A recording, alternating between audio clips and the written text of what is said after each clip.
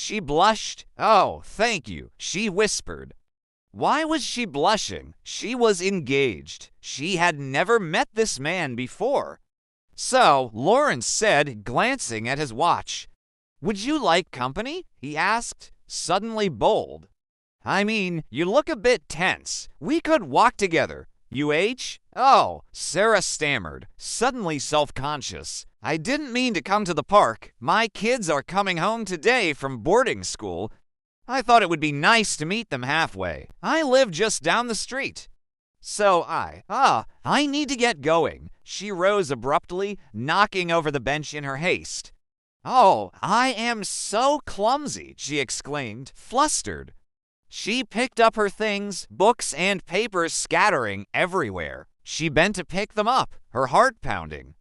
Was she making a terrible mistake by leaving her husband?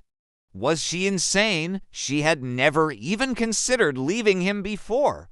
Why was she thinking about it now? Lawrence stood up too. "Well, then let me walk you home. Perhaps you could lend me your copy of Theories. I have the newer translation."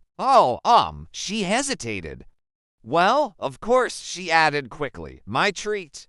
Of course, as she spoke, she gathered up her things and tucked them into her bag.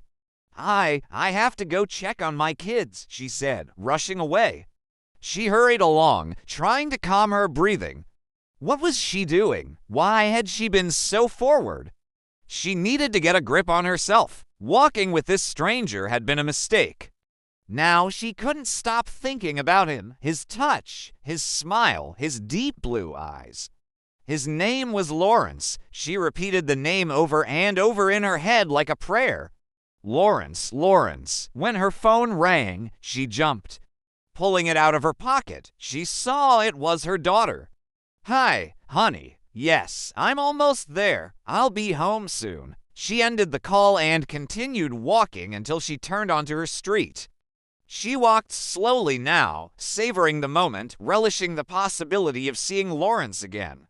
Her house was a large brick colonial with white shutters. The front lawn was well kept, but the flower beds were overgrown.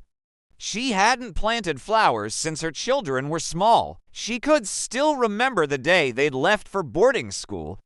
She'd been so angry with her husband. "Don't you think it's time we had some flowers planted?" She'd said to him, "The place looks like a jungle." He'd replied. And she'd stormed off, but now she wasn't so sure. Maybe the wildness had its own kind of beauty. The front door was open. She stepped inside and called out, "I'm home," just as her husband came out of the kitchen. "You're early," he said. "The kids aren't back yet, are they?" "No," she replied softly. "They're not back yet."